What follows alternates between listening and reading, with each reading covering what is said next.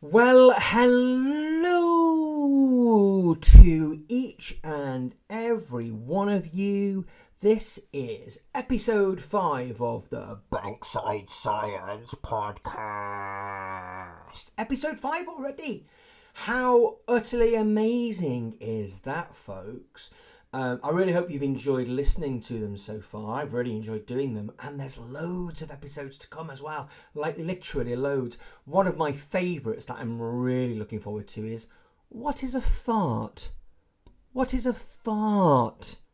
So that's still to come, so keep listening because there's loads of really cool episodes to listen to. But anyway, this is episode 5. And what's episode 5 about, I hear you say? Well, episode 5 is all about the heart and the blood. Oh, that's not important. It's something that's not important. Oh, no. It's properly important. As some would say, it's mega important. I might do the voiceover thing. Mega important. Because, think about it.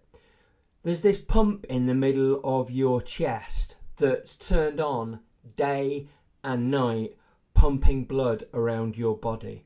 And blood, I mean, what's blood? Why do we need blood?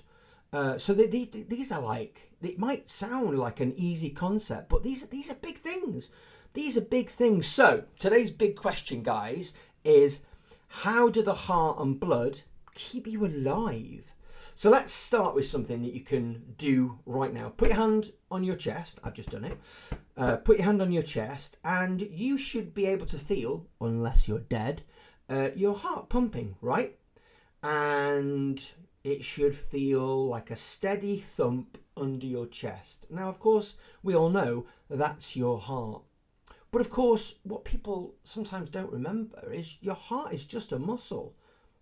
But it's an important muscle, and its only job is quite simple, just to pump. But it's quite important, isn't it?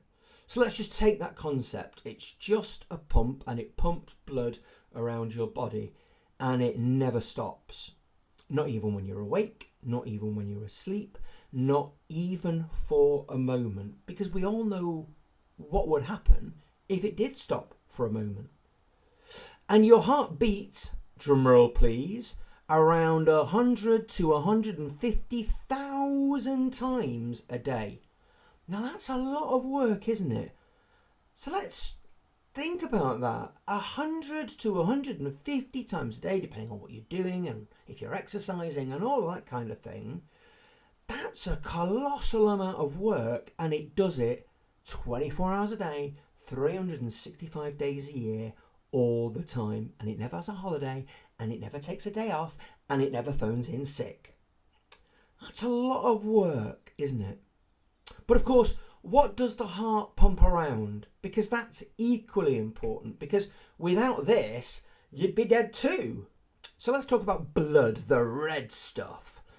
Now, it's best that we think about blood as a transport system, because fundamentally, that's what it's doing. It's carrying important things to your cells and carrying the waste away from your cells. So it's a bit like an Amazon delivery truck, isn't it? You know, it's carrying things, really important things that you need at a cellular level, and getting rid of the waste products that you don't need. And of course, one of the things that it carries that's pretty important is oxygen. Now, oxygen is needed for respiration, and we've talked about respiration before. And respiration is the process that releases energy from food into your cells and keeps you alive. And of course, no oxygen means no energy release, and no energy release means that cells can't do their jobs. So the heart and the blood have to work together as an amazing team.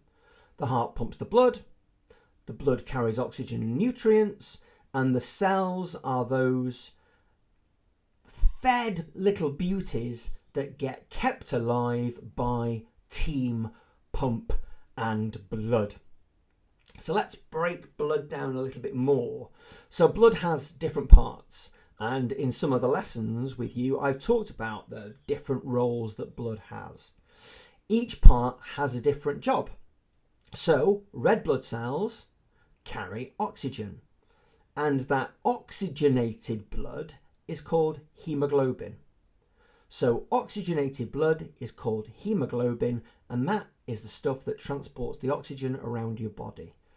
And because red blood cells have to carry oxygen, they are specially shaped, and if you remember, they don't have a nucleus because they need lots and lots of space to carry oxygen. Moving on to our friends, the white cells. Now they're very important for your immune system, and they help protect you from disease by destroying harmful microorganisms. Then we look at platelets. Platelets are a really important part of your blood because when you hurt yourself, when you cut yourself, platelets help your blood to clot. And platelets work on the outside of your body when you cut your skin on the outside of your body, and platelets work on the inside of your body when you damage yourself. So if you cut yourself, platelets help you stop bleeding. Has anybody heard of plasma? Plasma is the liquidy part of the blood, and it's yellow when it gets separated out, and it carries nutrients, hormones, waste products, and carbon dioxide. So let's go back and think about the heart and the blood again as a pump and a system. So let's think about what happens when you exercise. If you run or walk quickly, or you climb the stairs, your muscles need more energy. And that means that they need more oxygen, of course. And so your heart responds by beating faster. More beats means more blood. More blood means more oxygen reaches the muscles and bits of your body that need that oxygen-rich hemoglobin. That's why your heart rate increases when you exercise, of course. And when you stop and rest, what happens? Of course, your heartbeat goes down. And that's your body constantly adjusting itself to the needs of what you need to do that day. That's proper biology in action. So let's think about this for a second. Right now, your heart is pumping blood to every part of your body. Your brain, your fingers, your toes, your bum, even parts that you never even think about. Maybe your bum again. And you don't have to tell it what to do, do you? You don't have to get up in the morning and say, right, heart, this is what we're going to do, guys. It just happens. It just happens. And it's brilliant. And of course, that's just biology. And when we have science lessons at Bankside, we've talked about how the heart is structured. And we've talked about the different chambers, valves, and blood vessels. And we've learned about arteries that carry blood away from the heart, and veins that carry blood towards the heart. And we've talked about how the heart links to the lungs, where oxygen enters the blood when we breathe in air. All of this helps to explain how your body works as one brilliant system, not lots of separate parts. Okay? So that's a big concept to get our heads around from such a simple, straightforward pump and liquid. So, before we finish, let's clear up a couple of common misunderstandings.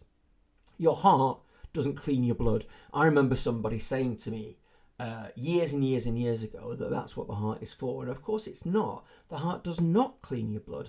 That's what your kidneys and liver do. So your kidneys and liver keeping healthy is really important because their job is to clean your blood. And blood is not just about oxygen, remember. It carries food, hormones, heat, and gets rid of all those waste products. So, final bit. The heart is a pump, blood is a transport system, oxygen and nutrients are delivered to cells, waste gets carried away, and this all happens every single second of your life. Big explosion. That was supposed to be an explosion noise. So, after we've got rid of that massive heart and blood bombshell, let's talk about next time. So next time, in the next episode, episode 6, we'll stay with the kind of heart and blood theme, because we're going to talk about the circulatory system and explore our next big question: how do breathing and gas exchange supply oxygen to the blood? So, thank you for listening. I'll see you next time for episode 6.